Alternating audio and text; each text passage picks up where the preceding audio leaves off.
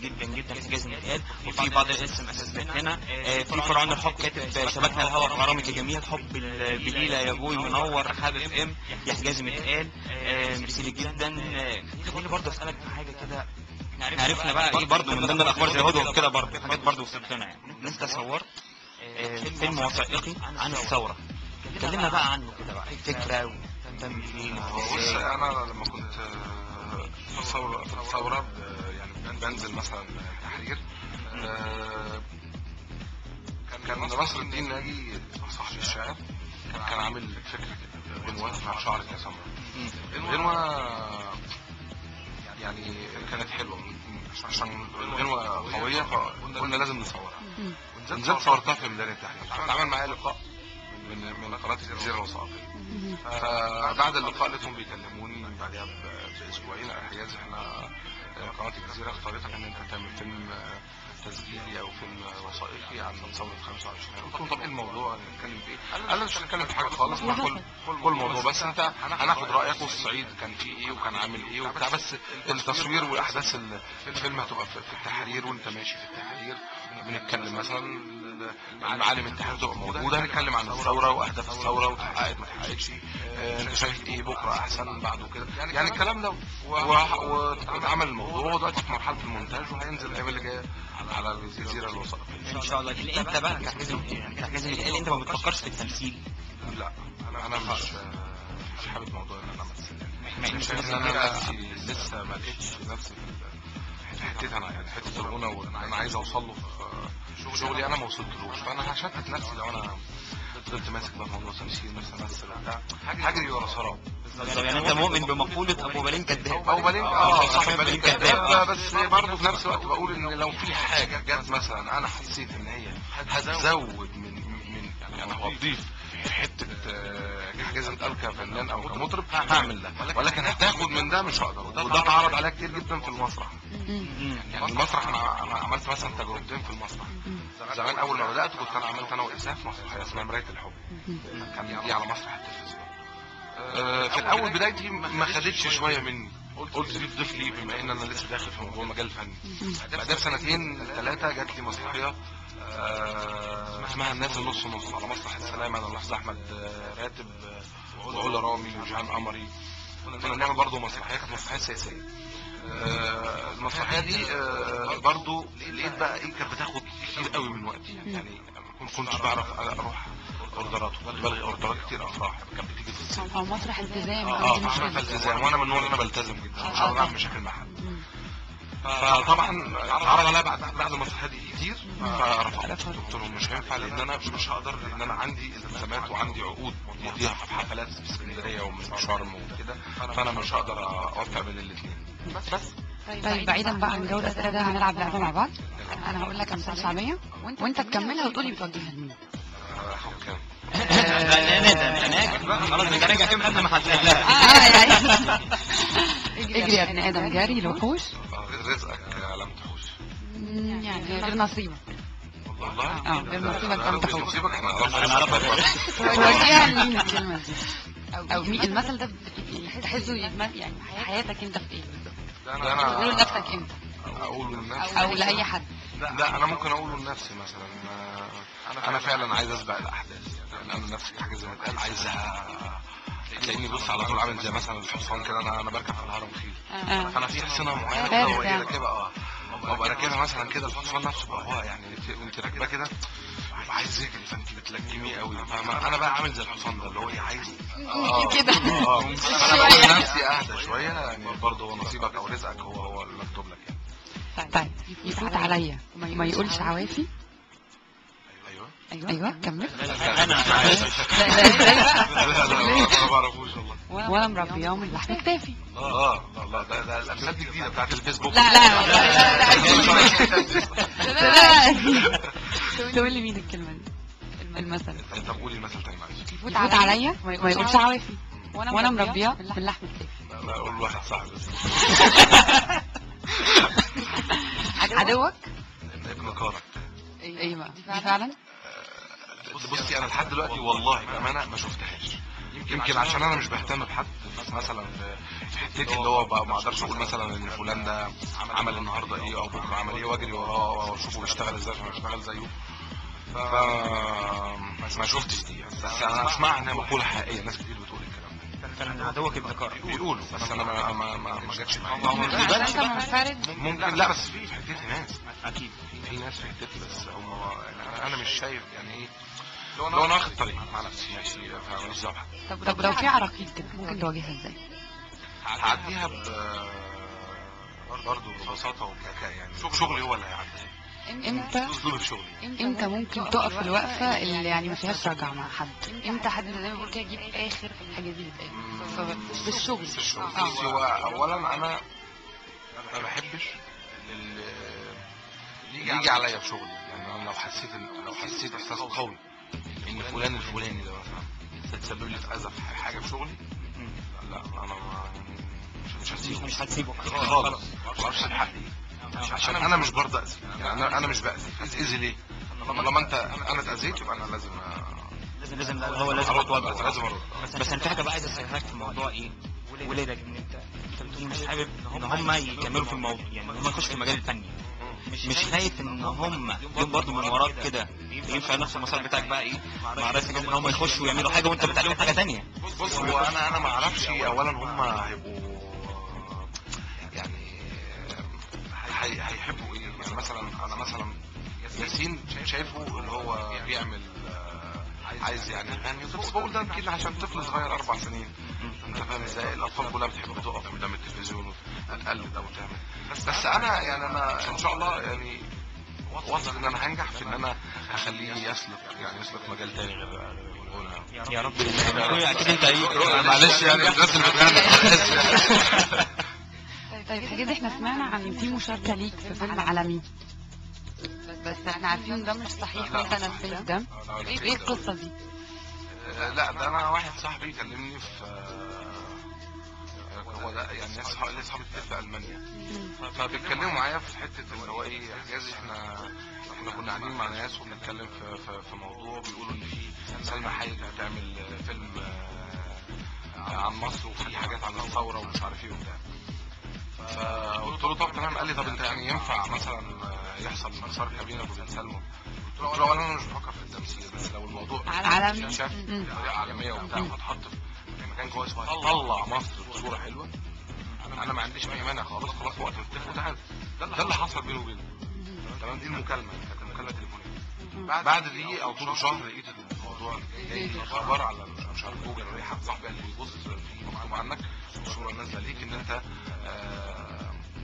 رفضت تتعامل مع سلمى حايك في فيلم عالمي وبتاع. طبعا لا، لكن ما فيش حصلش حاجه. طب بتحلم انك تعمل دويتو مع ناس عالميين؟ في دماغك الموضوع؟ في دماغي اعمل دويتو مع حد بره، بس مش ما تعرفش لسه، لكن الفكره مقامه. الفكره مقامه جدا. ولا ومصري كمان ممكن نعمل دوت، بس برضه هو مين انا ما اعرفش. طيب لا بصي انا ما اعرفش مين، بس طب مين اللي تبقى حابب تعمل معاه دويتو في مصر؟ في مصر يعني طبعا انا بحب جدا طبعا محمد منير، ولو اتعرض عليا او كينج طبعا بحبه طبعا. هو راجل صعيدي اولا، انا بحب الصعايده جدا. ومنير من اسوان طبعا، ده راجل كلنا بنعزه ونحترمه. كمان منير كان صديق شخصي لابويا، وكانوا بيعملوا حفلات جامده جدا في المانيا وفرنسا وفي لندن. هو حتى منير كنا مره مع بعض كانوا فضل يقول لي انت عارفش انا وابوك كنا بنعمل ايه في المانيا بالتحديد. قال لي هناك تقعد تتفرج عليه، هو فنان عالمي. هو كمان المشكله ان ابويا الله يرحمه ما كانش بيعمل للجاليات المصريه، يعني دي مشكله كمان. يعني كان بيعمل للاجانب نفسهم، فاهم قصدي؟ فده اللي كان بيحصل في موضوع طبعا لو انا اتمنيت اعمل دويتو في مصر مش هعمله ان شاء الله. طلب بقى شخصي يعني ليا بقى، انا عايز اسمع منك للرئيس للرئيس قال الله يرحمه. فاكر الاغنيه اللي هي يا بنت بيقول لك ابوك؟ انا نفسي اسمعها منك. يعني فعلا انا هتصدقني؟ طيب هصدقك والله ما حافظها. اقول لك ليه؟ اولا انا بصراحه ما كنتش حابب ان ابويا يعمل الدويتو. ليه بقى؟ لا ليه دي انا مش عارف، بس انا ما اعرفش يعني. انا احساس بس. حسيت كده ان لا يعني كان ممكن يعمل دوتو اكبر من ده، لان كان في الوقت ده امل وهبي ما كانتش هي القويه، فاهم؟ فانا كان يعني طبعا انا بحترم الفنان امل وهبي طبعا، ما بقولش عليه حاجه، ولكن ان انا ابويا انا شايف انه هو اقوى من كده، كان المفروض يعمل حاجه اكتر من كده او حاجه عالميه اكتر من كده. بس انا يعني عشان كده انا بقول لك انا والله الحاجه اللي ممكن ما احبهاش ممكن ما اقربش منها، والله العظيم الاغنيه دي في عمري كله 35 سنه دول ما سمعتها غير مره او مرتين. يعني هي فعلا يعني هي من الاغاني الجميله جدا. معلش انا حاجه شخصيه شخصيه والله العظيم لازم احترمه طبعا، فاهمني؟ معلش انا لا طبعا انا في حاجه. سمعت كده حكايه انه في ما تسمع حاجه حبايبي كبيره اعمل طيب حبايبي كبيره. سمعت انت كل ما يدخل فرح الحاجات دي لازم العروسه تعيط. سالت الناس ليه؟ يقولوا عشان حاجاتي بيغني اغنيه عاشق بيت. ينفع كده بتنكد على العرايس؟ والله هو حصل مش كل فرح يعني تجيب العروسه يعني حصل فرحين كده. وانا بس هرجع كده كمان في لقب يا اسماء اطلقوا عليه حساس الجيب كده الاستاذ تامر حسني تامر صاحبي وحبيبي يزعل مني. لا بص والله هو بص يعني ده بهزار قالها لي عاطف اخويا، فلقيت ناس كتير في الفرح بيقولوها لي عاطف، فاخويا ده مدير اعمالي طبعا بنوجه له تحيه كبيره ان هو نورنا كمان النهارده جدا فعلا. فبقول له فلقيت بيقول لي طب انت يعني في عروسه كانت سامعه انا بعمل شكل كده، بص عاشق بيبكي لما اسمعها في الالبوم بشكل، ولما انا بغنيها في اللايف كنت بهزر يعني، انا مش كان قصدي ان انا اعملها اغنيه، فاهم قصدي؟ ان هي الاغنيه ما تنفعش، الاغنيه سلو فما تنفعش انا اغنيها في فرح. الفرح على طول عايز هيفرة وعايز الناس ترقص وفرح العروسه وبص على الحلاوه والكبير الكلام اللي بيرقص العرايس او العرسان. طبعا لما انا غنيت عاشق بيبكي فجربتها فرح تاني قلت لا ده الموضوع كده هي انا بقى مش يوم. طب انت بتتاثر فعلا بالفرح لما تكون مثلا بتحكي فرح او كده؟ ممكن فعلا تتاثر بالناس اللي قاعده، يعني الناس قاعده ساكته كده عارف اللي هو لازم الروح. طبعا انت حصلت لي مره بتقفل بسرعه وبتنهي بسرعه. الفرح ده انا اول مره احضر فرح مفيهوش طفل نادرا. لازم انا يعني دخلت الفرح لقيت كل الناس كبيره يعني عادي اللي هو من سننا بس كلهم لابسين بدل وفاسدين سواري، مفيش حد خالص حد غلط بس مثلا من غير جرافات مفيش، ده هو اجتماع مش فرح. كل الناس قاعده. قلت ايه ده؟ قلت ماشي لما انا هخش مثلا الموضوع هيبقى مختلف. دخلت جبت العريس والعروسه وقفنا في نص كده واكيد لوحدنا لازم لا ما هو مش ده الفرح، لا مش ده الفرح. فطبعا لقيت ان الموضوع كده هيبقى مختلف يا جماعه. طب حد يشجعني فلقيت كل الناس بص لا وبعد كل اغنيه تسقيف كانك في الاوبرا، والله العظيم ما هزار. قلت لا قلت يبقى هو يعني قلت طب ده كده هتبقى حفله، فقمت راجع ورا واقف على الستيج وقمت قاعد العريس والعروسه وقمت مغني الموضوع عادي بقى كاني كنت في حفله. طب ما تسمعنا الاغنيه اللي انت بتنكد بيها على العرايس. انا بقول لك احنا ممكن نحضرها واغني منها حته لان المزيكا بتاعتها حلوه. لو انتوا عايزين تسمعوها مثلا هنحضرها، ما اسمعهاش بيمشي في الالبوم نحضرها لحد ما اقول منها مثلا جزء ولا حاجه. طيب ايناس يا ريت نسمع عاشق ممكن لو نطلع بيها عندك بس عاشق بيبكي. عاشق بيبكي.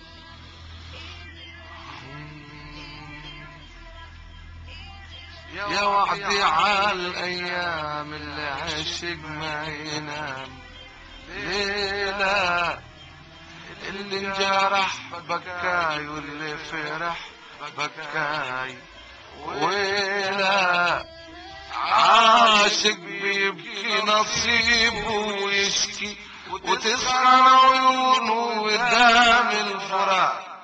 يفرح بيبكي يحزن بيبكي ونار في ضلوعه قدام اللقاء. عاشق بيبكي نصيبه ويشكي وتسخن عيونه قدام الفراق. يفرح بيبكي يحزن بيبكي ونار في ضلوعه قدام اللقاء.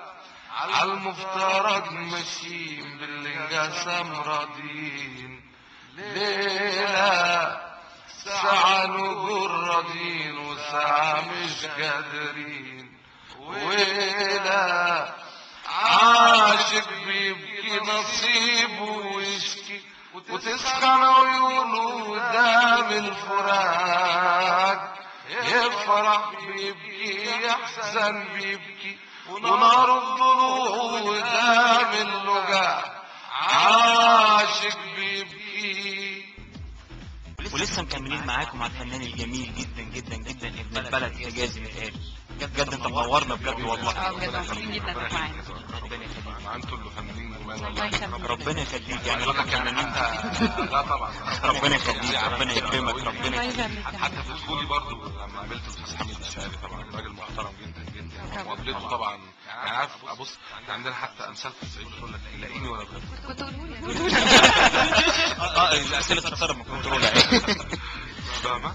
بس فطبعا انا بوجه له من هنا الحقيقه هو راجل محترم محترم محترم. احلى تحيه ليك. ربنا يخليك. ربنا يخليك. انا كان في بقى حاجه يعني عايز اسالها لك دلوقتي، زي ما بنتكلم موضوع الافراح والحفلات والكلام ده كله، انا بلاحظ ان بعد المطربين الشعبيين بيجيبوا او بيعتمدوا في افراحهم او في الحفلات اللي بيعملوها والافراح يعني عدد الفرقه الكبير كراقصين مش عازفين. يعني هو ممكن مثلا يعني في بعض الناس اصواتها مش قد كده، فهو بيخش بيعمل يقول لك ده بيعمل شو بيعمل جو بيحيي الفرح صح، صوته وحش بس لا الناس اللي معاك بتعمل جو. انت ايه رايك في الموضوع ده؟ وبرضه عايز برضه تتكلم عن الفرقه بتاعتك انت، هل معاك ناس كتير قليلين يعني؟ بص انا برضو عايز اقول حاجه. هو الموضوع في الاغاني اللايف بالتحديد او في الافراح اللايف، هو بص هنا في مصر مفيش غير مثلا 5 6 مطربين اللي بيحيوا افراح وافراح جامده. لا في فنانين كتير بيعملوا افراح، بس انت عايز الخلاصه هم بتاع 5 6 اللي يقوموا لك فرح، يعني اللي هو انت تطلع من الفرح تقول انا عملت فرح. مين ما هو مين تاني لا كلهم بنصارة. لا ما غيرناش قوي يعني النفسية برضه هي مش قوي يعني التغيير مش للدرجة. لا في زي ما بقول لك مثلا انا هقول لك على مين صاحب الفكرة اللي انا شايفه من وجهة نظري انا، ممكن يكون حد يعدلها لي يقول لا انت غلط. صاحب فكرة الفرقة الكبيرة قوي والعدد الكتير هو سعد الصغير، هو اكتر حد او اول حد عمل الشكل دوت. فبعديه ناس كتير جات وعملت الشكل ده. مين ناجح فيهم قليل. انت فاهم؟ اللي نجح فيهم قليل، اللي نجح في الموضوع ده قليل. طب مين اللي ناجح فيه؟ ما تقوليش مين واسم واحد. لا مش اسم واحد والله، في اكتر من حد. يعني مثلا هو ناجح في الحتة دي. مين تاني بيعمل الشكل ده؟ أمينة ناجحة في الشكل ده. الحسيني والليسي، بس مش عارف الليسي باين معاهم، مش عارف انا اشوف معاهم فرقه بره. انا بكلمك على اللي معاهم فرقه كبيره. الليسي والحسيني معاهمش فرقه كبيره بره، يعني معاهمش راقصين.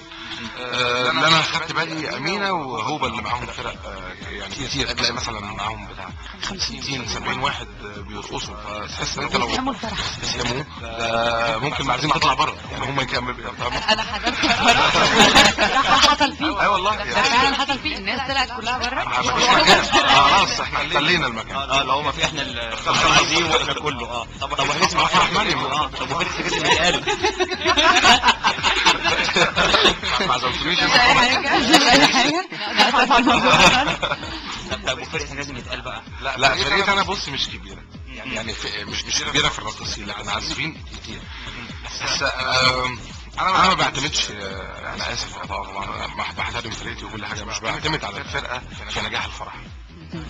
بص هنا يعني كافراح اهم حاجه هنا بتسمعي مش بودنك، بتسمعي بوستك، فالناس بتبقى المزازيك بتظبط معاها الموضوع. في نفس الوقت احنا الريتم الصعيدي والشكل ومضمون المواضيع اللي انا بعملها مثلا في افراحي بترقص يعني مثلا اسال اي حد حضر لي افراح يعني فاهم، هتلاقي الموضوع مختلف اختلاف كلي. يعني اي حد مثلا بيتقدم مثلا من زملائي مثلا سعد، امينه، هوبه، لا هتلاقي حجازي شكل مختلف عن الموضوع. طب ايه الشو اللي انت بتبقى حريص انك تقدمه في الفرح؟ بتبقى معاك ربابة معاك انا عارفة الأوكيوني ده اساسي. انا مثلا بحب اسمع مثلا ولازم يبقى في ودني كده المزمار. مزمار بلدي هو بيرقص. عايز النهارده انت هجيلك في حلقه ثانيه والله، هجيلك في حلقه ثانيه الفرقة كلها بقى بالفرقه ونخش هنا ندغدغ لك بس كده.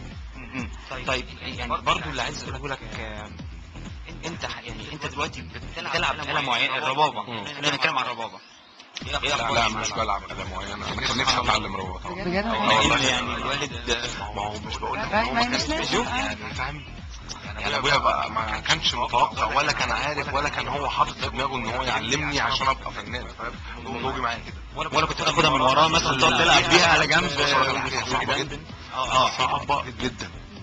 واي حد يقول غير كده صعبة بجد. وان انت عشان كمان تلعبها بتكنيك معين جامد ومعين فانت لازم تبقى فيه صعوبة اكتر بقى في الموضوع. طيب حجازي لو دلوقتي اتكلمنا عن الثورة، يمكن مصر مرت بمرحلة انتقالية بسرعة وكانت غريبة علينا كلنا كنا صدمة. عشت الثورة ازاي؟ انا عارفة انت كنت من اهم الناشطين في مصر وكنت مع الثورة جدا ومؤيدها من الاول للاخر. يعني ما كانش موقفك فيه زي ما بيقولوا ما بين المبينين، انت مش مستني تشوف ايه الكفة اللي هتربح. لا انا من الاول ايامي كنت بروح التحرير وبشوف هو الموضوع. عشت اللجان الشعبية اخبارها معاك ايه؟ اكيد في مواقف كوميدية يعني اكيد. اللجان الشعبية احنا يعني فجأة كده كنت قاعد. احنا كنا بننزل بالليل نعمل زي ورديات تحت البيوت كلنا عملنا. فطبعا انا في منطقة يعتبر يعني نص شعبية ولا شعبية ولا عندنا برضو الولاد الصغيرين كانوا مظبطين الدنيا. احنا ككبار كنا نطلع نقعد نمشي ننزل نقعد تحت البيت. كنت انا طبعا ماسك بقى الدورية الليلية بالعصاية طبعا.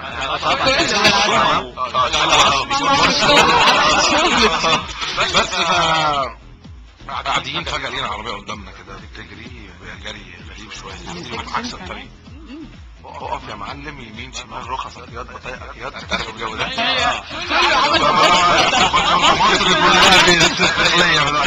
لا يعني اللي ما بيعرفش يقرا واللي بيقرا اقف كده لا تمام عادي. وافتح الشنطة عارف انت الجو ده. ويعمل لك كده ونزل الازاز وبتاع. افتح الشنطة يقوم مخبط كده على الشنطة يقول لك افتح الشنطة. المهم مسكنا اثنين. انت ايه مش عارف ايه. يقول لك انا ظابط شارع. الولد بقى صوته رايح جدا بيتكلم مش فاهم حاجه. بنفتش العربيه لقينا معاهم اسلحه. معاهم آلي. ده مع آلي وده مع آلي. وحاطينهم لابسين جاكيت وحاطينه بطريقه كده ايه هو بس ما يبانش فاهم ازاي. فاللي بلغ عنهم حد كان بيجري وراهم بموتوسيكل راجل كبير. امسك. فلما لقوا المنطقه كلها طلعت عليهم وعملنا عليهم هجوم كده. طبعا ما قدروش. خدنا منهم الآلي وبالراحه كده واحده وصلنا بالجيش. جم خدوهم بس ما رضناش نمد ايدينا عليهم ولا اي حاجه خالص. لا والله حرام. يعني عايز اقول لك على حاجه. مفيش قلم لا هو قلمين بس كده ما تعلموش يعني. اخبار الكلب؟ الكلب ايه؟ سمعت ان كان في كده كلب الكلب البوليس. ده كان كلب بلدي. بص يا ولد احنا كنا بنهزر. واحد صاحبي جاب كلب بلدي وربطه بحبل غسيل كده وبتاع. الكلب تجره هيموت منك. عارف ما بيعمل بيزحف بيلف على العربيه يعني يشم القنابل يعني كلب ذكي يعني كنا بنمثل ايه الشكل اللي بيعملوه المخابرات. يعني يومين في العيش عشان عارفين اللي جاي هيبقى حلو ان شاء الله. الحمد لله عديتوا من الموضوع ده من غير ضرب نار. لا ما حصلش الحمد لله وعدى على خير الحمد لله يا رب دايما. طب خليني برضو اسالك ايه اللي انت بتتمناه يجزم الفنان على الصعيد الفني يعني وكشخص عادي جدا تمام وفنان مصر بقى عموما ايه اللي تتمناه فعلا ونفسك تعمله؟ انا مثلا نفسي احقق لنفسي مثلا انا اوصل للعالميه يعني ان شاء الله. دي في دماغي جدا وبسعى لها باذن الله. قريب باذن الله هيحصل ده يا رب ان شاء الله. ان شاء الله. بالنسبه طبعا على الصعيد الشخصي بتمنى ان مصر تبقى بشكل عامل ازاي. بتمنى طبعا ان احنا ربنا يكرمنا كلنا طبعا وتبقى مصر اجمل بلد في الدنيا وده اللي هيتحقق الايام اللي جايه باذن الله. اتمنى الخير طبعا لكل بني ادم، واي حد هو حاجه ينفذها او يحقق كل اللي بيتمناه طبعا من ربنا. بس يا رب دايما. طب بالنسبه بقى شغلك ده شغلك خلاص مع العالمية. العالم يعني. تمام، لمصر بتتمنى انت عايز بلدك شايفها ازاي بعد كده؟ عايز ايه اللي يحصل فيها كبلد؟ بلدي انا طبعا زي ما قلت لك، انا نفسي بلدي طبعا تبقى هي اجمل بلد في الدنيا، وده اللي هيحصل ان شاء الله الايام اللي جايه. باذن الله مصر هتبقى في مكانه حلوه، وباذن الله هنبقى منصورين طبعا ان شاء الله يعني. طيب قبل ما نختم يا حجازي واقول لك انك بجد نورتنا ربنا يخليك. وجودك معايا، انا ربنا مش عارفه انا يخليك. مبسوطه قد ايه ان انت ربنا النهارده يخليك. منورني. تسلم. عايزينك بقى تقول كلمه لحبيب ام. اقول رحاب اف ام من اقوى القنوات ومن اقوى الاذاعات، وبتمنى لكم طبعا التوفيق باذن الله في ايام جايه حلوه كتير، وتبقوا احسن قناه ان شاء الله. حجازي مديال.